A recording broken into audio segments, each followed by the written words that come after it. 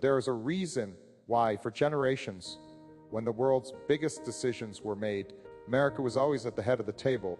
It wasn't just because of our economy or our military might.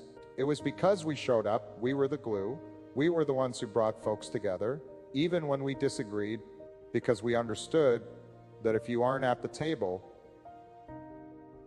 you are on the menu. But today I have to be honest with you, something has broken, and it hurts to say this, but right now, the chair at the head of the table is empty. Before I tell you exactly what happened in Johannesburg today and why it should worry every single one of us, I need you to do something for me. If you believe that America deserves to lead, not retreat, please hit that subscribe button right now. Join us as a member. We need to build a community here that understands the stakes. And I want you with me for this entire journey. So let's talk about Johannesburg, the G20 summit. This is the Super Bowl of diplomacy. It's where the leaders of the 20 biggest economies meet to steer the world. It is where we protect American jobs, where we secure our supply chains, and where we make sure the rules of the road are workers and our businesses. For decades, no American president would dream of missing it. It is simply too important. But today, for the first time in history, the United States is missing in action. President Trump has refused to attend. He has boycotted the summit entirely. And the reason he cited stories about the persecution of minority populations in South Africa, stories that our own intelligence agencies and diplomats on the ground have not verified in the way he describes. Now, protecting human rights is vital. It is who we are. But you don't protect human rights by staying home and sulking. You go there, you look leaders in the eye, you press them, you do the hard work of diplomacy. Instead, we stayed home, and here is the heartbreaking part. The world moved on without us. While the president sat this one out, the other 19 leaders didn't wait. They went ahead and drafted a declaration. They set the agenda for the global economy without a single American voice in the room. Think about that. Decisions about trade, about energy, about the future of money itself, decisions that will affect your wallet and your children's future were made today without America having a say. We are seeing something unprecedented. We are seeing an America that is isolating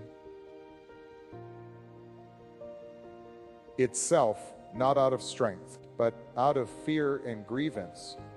And while some folks might cheer this as sticking it to the globalists, the reality is much colder. When we step back, others step in. China was there. Russia's representatives were there. Europe was there. They're writing the rules now, and we are leaving ourselves out in the cold. This isn't about one man. This is about who we are as a country. Are we the leader of the free world? Or are we an island?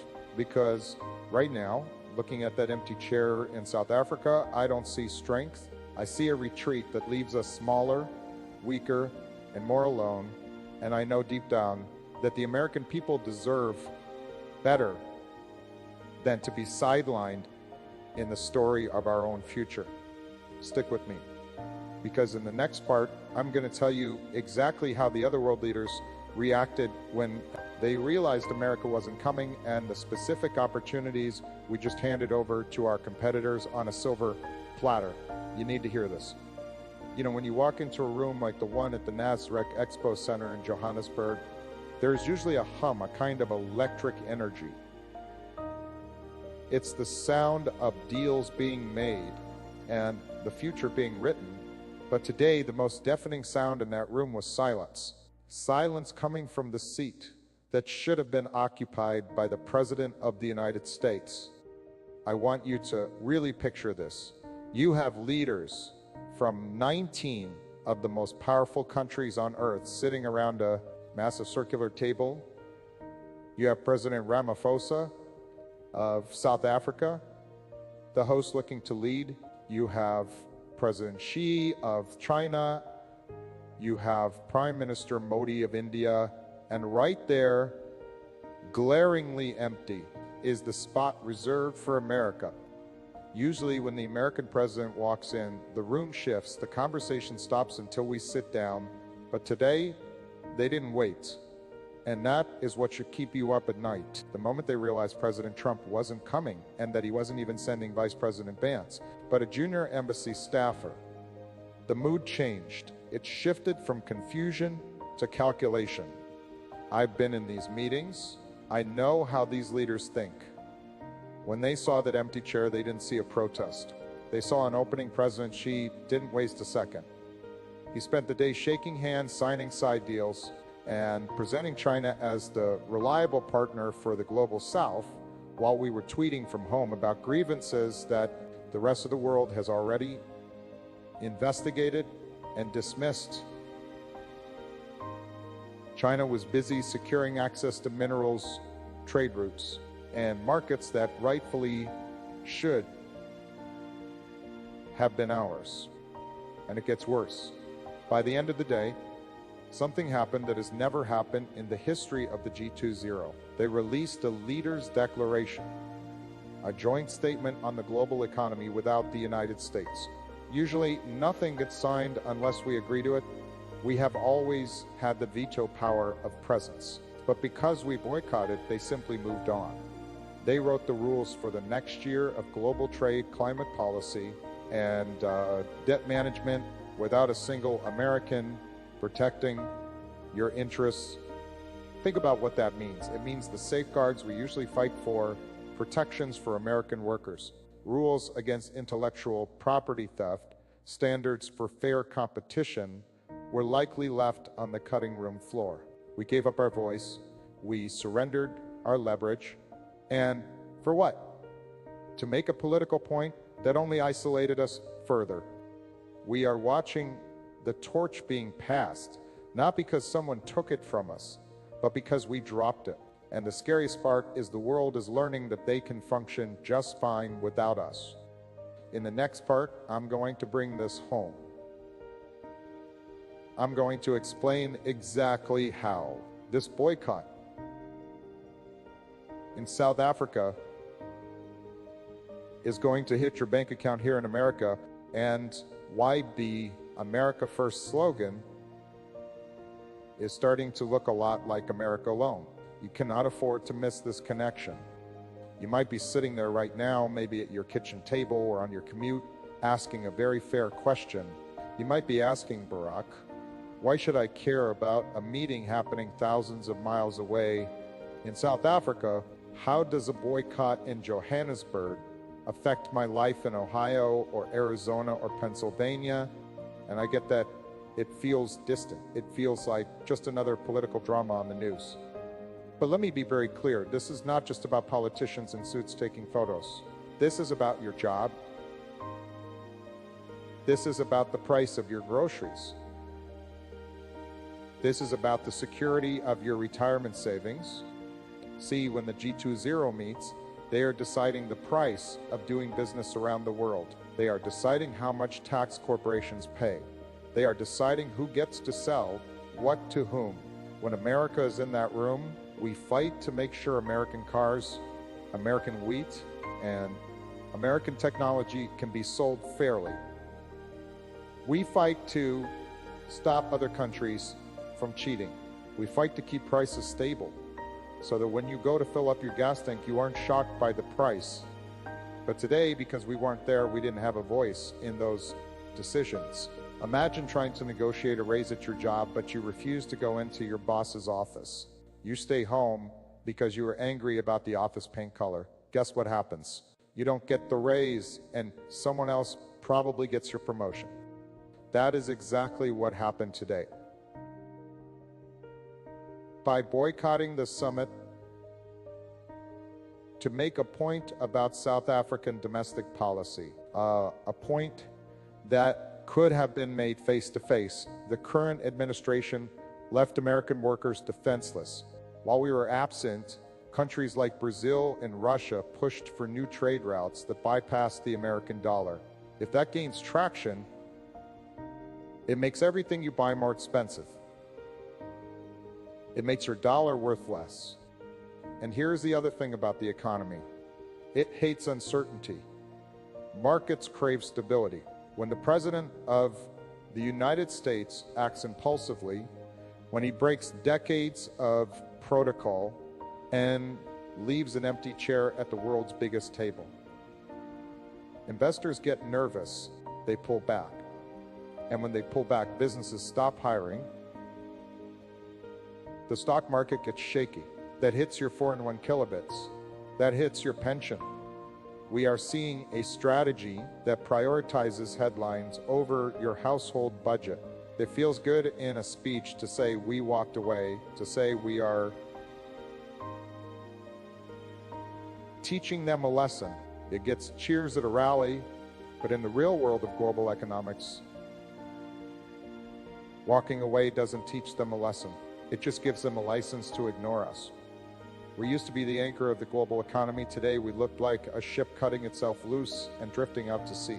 And the rough waters are going to be felt right here at home by hardworking families who didn't sign up for this kind of isolation. In the next part, I want to talk about our friends. I want to talk about the nations that have stood by America for 70 years, our allies in Europe and Asia, and how their shock at this boycott is turning into something much more dangerous for our national security. You need to know who is still watching our back and who is starting to look away. We need to talk about our friends. I am talking about the nations that have stood shoulder to shoulder with America for 70 years. I'm talking about the United Kingdom, France, Japan, Germany, South Korea. These are the countries that share our values. They fight alongside our soldiers. They share intelligence to keep our cities safe from terrorism. They are our family on the global stage. And today in Johannesburg, our family was confused. They were hurt. And frankly, they were scared. I want you to imagine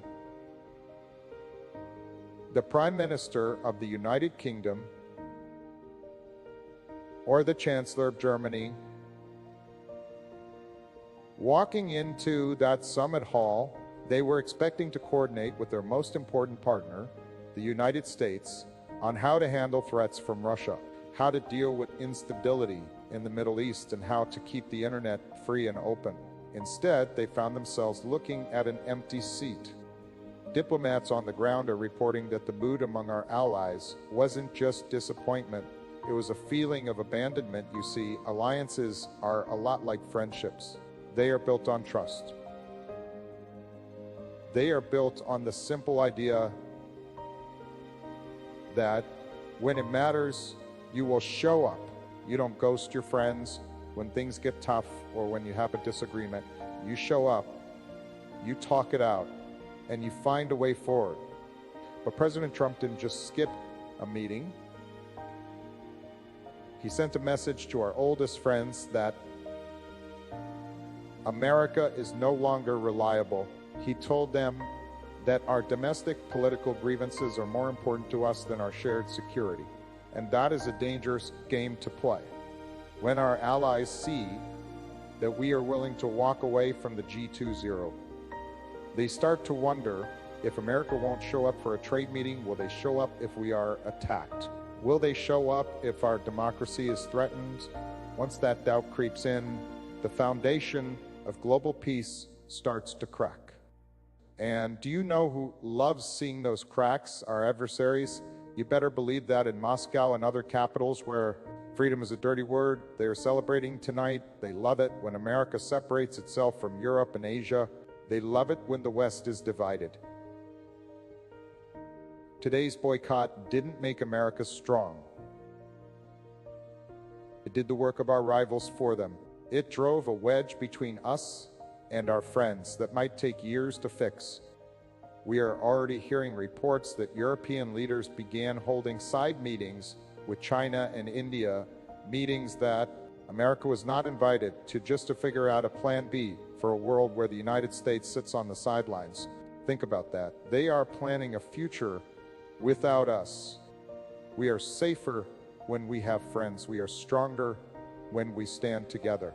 Isolation doesn't make us secure. It makes us a target. It makes us vulnerable.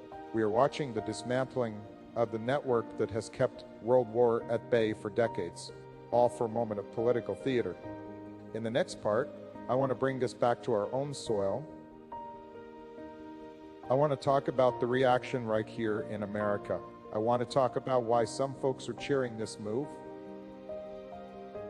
why others are horrified, and why this division is exactly what keeps us from fixing the real problems in our own backyard.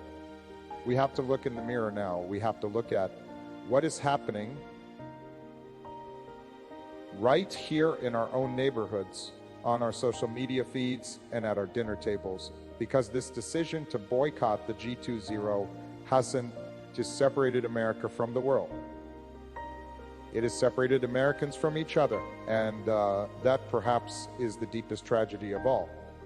If you turn on the news today or scroll through your phone, you are seeing two completely different movies. On one side, there are folks cheering this decision, and I understand that feeling. They see a president who is finally saying no. They see it as strength. They feel that for too long America has been taken advantage of, or that we've been too polite in the face of things we disagree with. For them, that empty chair in Johannesburg isn't a loss. It's a badge of honor. It's a sign that we don't need anyone else's approval. But then there's the other side. There are millions of Americans who woke up today feeling a deep, sinking sense of embarrassment. They look at that empty chair and they don't see strength. They see a forfeit. They see a team that didn't even show up to play the game. They are worried about what this means for their children's future in a world where America is no longer the one steering the ship. They feel like we are shrinking, turning inward, and hiding from the responsibilities that made us great in the first place. So we have pride on one side and shame on the other. And while we are busy fighting about who is right, we are typing angry comments and shouting at our screens. The rest of the world is moving forward. They aren't waiting for us to resolve our identity crisis. This division is dangerous. A house divided against itself cannot stand, and a nation that cannot agree on its role in the world cannot lead it when we are so focused on owning the other side. We're scoring political points at home. We lose sight of the bigger picture. We stop asking what is best for America and start asking what makes my side feel good right now. The truth is, foreign policy shouldn't be about feelings. It shouldn't be about making a scene to satisfy a political base. And it shouldn't be about apologizing for who we are either. It should be about cold, hard interests. It should be about results. And right now, the result is that we are more divided at home and more isolated abroad. We are shouting at each other in a burning room. And while we argue, our competitors are outside building the fire trucks. We need to find a way to come back together, to understand that being at the table isn't about selling out. It's about standing up for every single American, regardless of who they voted for. In the next part, I want to dig deeper into the specific excuse given for this boycott. The situation in South Africa. We need to talk about the difference between real human rights advocacy and using serious issues as political props. Because what happened today didn't actually help anyone on the ground. Let's take a moment to really look at the reason President Trump gave for this historic boycott. He told the world he wasn't going to Johannesburg because of the alleged persecution of minority white populations in South Africa. Now, I want to be very clear here. Violence against anyone, anywhere, based on the color of their skin or their occupation is wrong. If there are human rights abuses happening, they need to be called out, they need to be investigated, and if people are suffering, they deserve the world's attention. But here is the hard truth about leadership.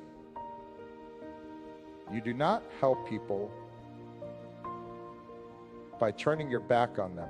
If the president truly cared about the safety of farmers or minority groups in South Africa, the absolute best thing he could have done was to get on Air Force One,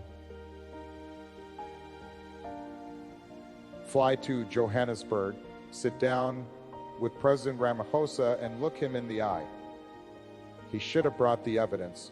He should have used the immense power and influence of the United States to demand answers and demand protection.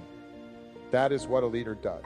You go to the trouble spot, you shine a light on it, use the leverage of your presence to force a conversation that might be uncomfortable. When I was president, we didn't just visit countries we agreed with. We went to places where we had deep disagreements, because that is the only way you actually move the needle.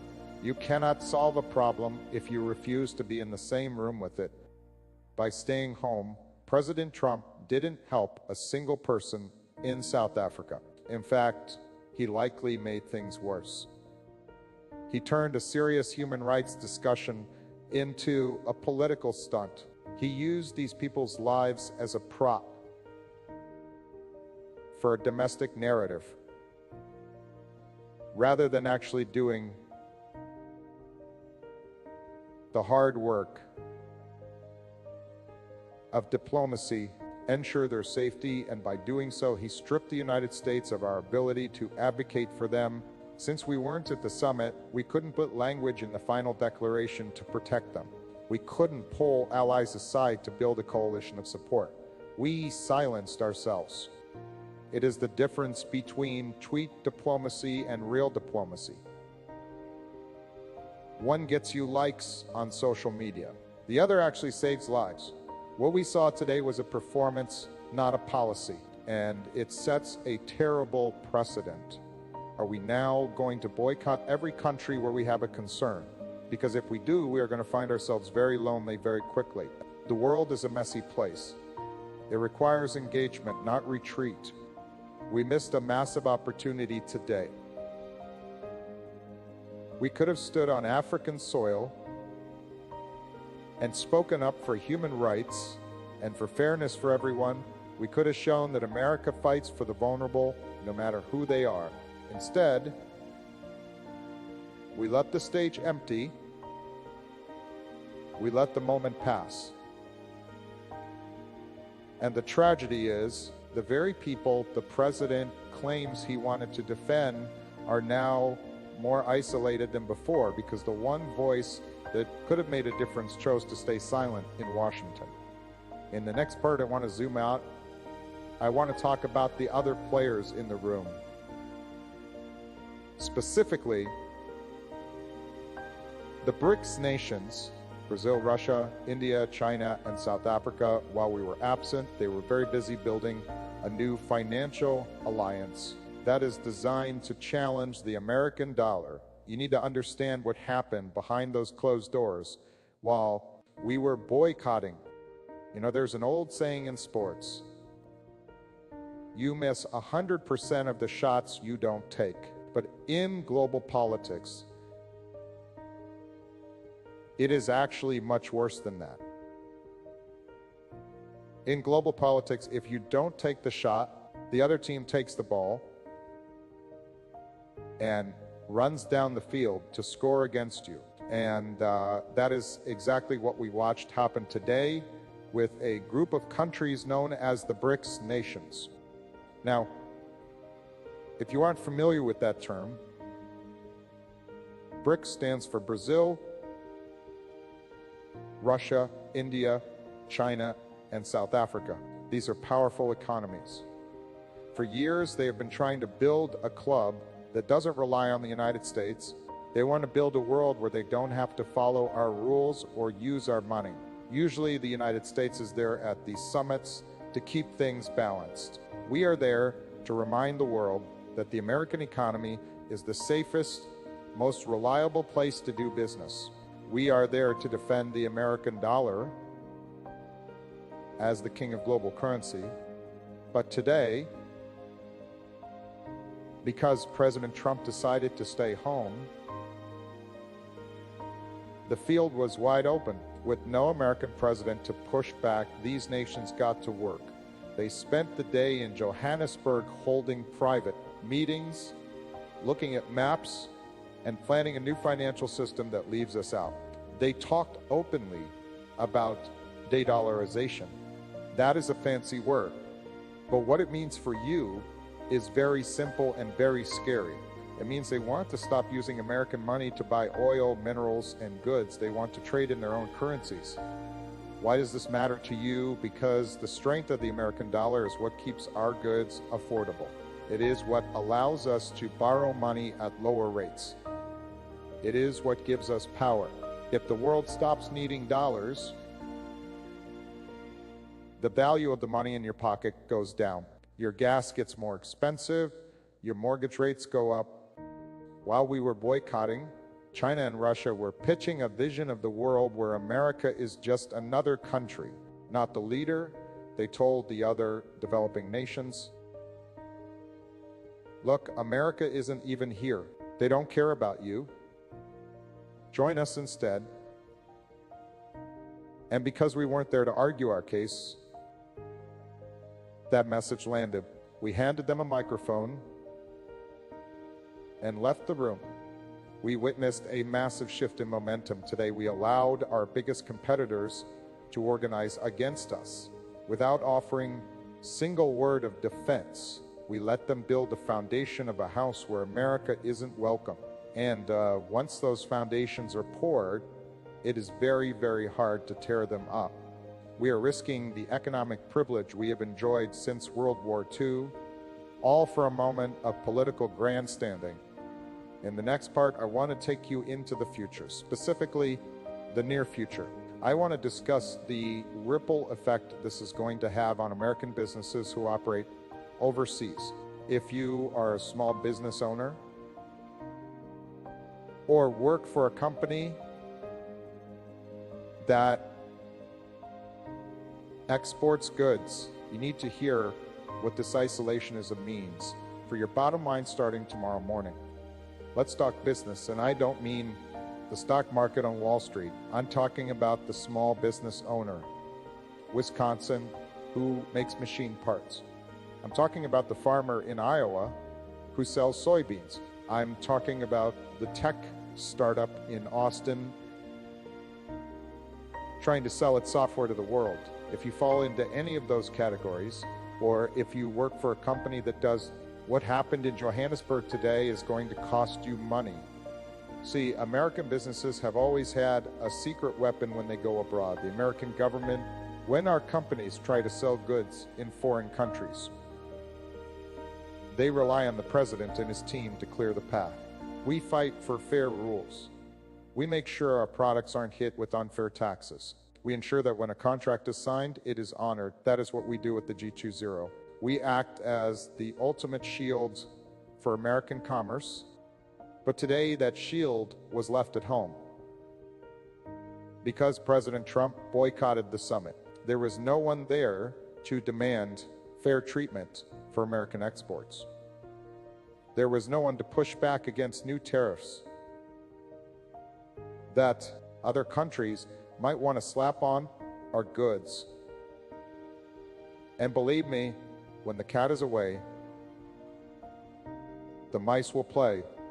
While we were absent, countries like China and the European nations were busy writing new trade agreements with the developing world, agreements that favor their companies, not ours. They are setting standards for technology and manufacturing that fit their products while ours get pushed to the side. Imagine you are a construction company trying to bid on a project in Africa or Asia. Usually the US government is there to support you. But now the leaders of those countries are looking at the empty American chair and thinking, why should we buy American if America won't even talk to us? So they give that contract to a Chinese firm instead. That isn't just a lost deal, that is lost revenue. That is fewer jobs back here in the States. That is a factory shift getting cut because the orders stop coming in. This isolationism isn't just a political choice, it is a tax on American opportunity. Every time we step back, we make it harder for our businesses to compete. We are essentially tying one hand behind our back and telling our workers to go fight for market share against countries that are using every tool they have to win. And here's the kicker. Regaining that market share is incredibly hard. Once a country switches its supply chain competitor, they don't just switch back overnight. We are losing customers today that we might not get back for a decade. This boycott is burning bridges that American businesses need to cross to sell their products. In the next part, I want to talk about something less tangible but just as powerful, our reputation. I want to talk about soft power. The reason people around the world listen to our music, watch our movies, and dream of coming here, and how this angry, closed-off approach is destroying the American dream in the eyes of the world. I want to talk to you about something that you can't hold in your hand, but it is more powerful than any tank or missile we have in our arsenal. It is something called soft power. Now, that might sound like a fancy term, but it is actually very simple. It is the reason why, for decades, kids in tiny villages halfway across the world grew up wearing New York Yankees hats. It is the reason why people risk everything to get a visa to come here.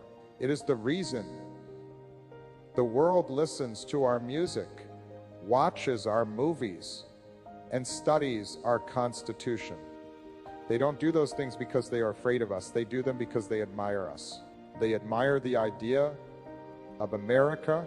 They admire a country that is confident enough to listen, strong enough to admit when things are hard, and brave enough to sit at the table with anyone to make the world better.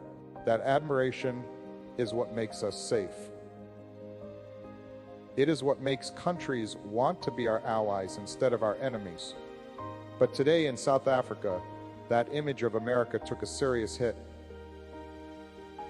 When the world looked at the United States, they didn't see the confident, smiling face of a leader. They saw a country that looked angry, closed off, and resentful. They saw a nation that picked up its ball and went home because it didn't like the rules. And that changes how people see us. You see, influence isn't just about money or muscle, it is about attraction. When we boycott major events, when we act like the world is out to get us, we stop being the country that everyone wants to be like. We start looking like just another grumpy power protecting its own pile of gold. And when that happens, the American dream starts to lose its shine. I worry about the young people watching this unfold around the world. I worry about the student in Johannesburg or the entrepreneur in Mumbai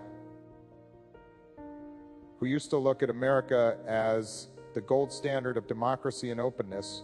Today, they are looking at China. They are looking at Europe. They are seeing leaders who are showing up, shaking hands, and building the future, and they are thinking, maybe America isn't the future anymore.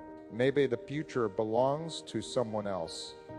That is a tragedy. We spent a century building a reputation as the shining city on a hill.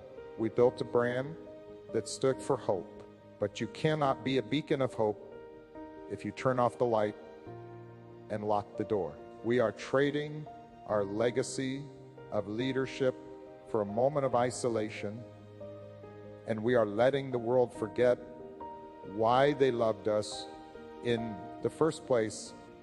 We are making ourselves smaller, and the world is starting to adjust to a smaller America. They are starting to make plans that don't include us. And once that respect is gone, once that special feeling about America fades, it is incredibly hard to get it back. In the final part 10, I'm going to wrap this up. I'm going to tell you exactly what we need to do to fix this. I'm going to give you a call to action, because we cannot just sit here and watch our influence crumble. We have to be the ones to demand better.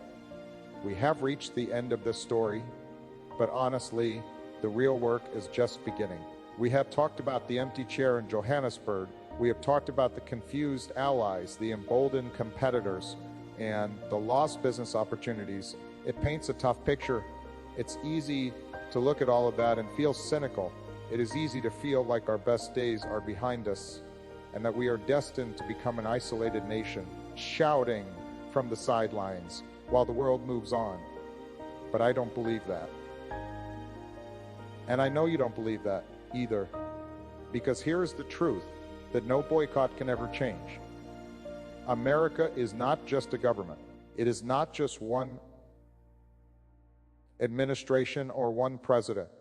America is you. It is your hard work, your creativity, your kindness, and your belief in a better tomorrow. The empty chair at the G20 might represent the current leadership's choice, but it does not represent the American spirit. We have been through hard times before. We have made mistakes before, but every single time we have corrected course. We have stood up, dusted ourselves off, and walked back to the head of the table. We fix things. That is what we do. But we can only fix this if we stop accepting isolation. We have to demand leaders who understand that strength comes from showing up, not staying home. We have to demand a foreign policy that fights for your job and your security, not one that feeds on grievance. We deserve a president who isn't afraid to look the world in the eye. We deserve a government that builds bridges, not walls. And we deserve to be proud, truly proud, of the face we show to the world. Now, I need you to do something. This conversation we are having right here, it is vital. The mainstream news might move on to the next scandal in 24 hours, but we are digging deeper. We are telling the stories that actually matter to your life, but we cannot do it alone. If you believe that America should be leading the world, not hiding from it, I need you to like this video right now. It helps us get this message out to more patriots like you. I want you to go down to the comments section. Tell me, do you think America's stronger alone or stronger with allies? I want to hear your voice. And most importantly, if you want to be part of the solution, if you want to be part of a community that understands the stakes, please subscribe to the channel. And if you can, take that extra step, hit the join button and become a member. Whether we have 1,000 members or 1 million, every single one of you helps keep this truth alive. We need you on this team. Thank you for listening. Thank you for caring about this country. Let's not give up on what America can be. Let's get to work and let's make sure the world knows that the American people are still here and we are ready to lead again. God bless you.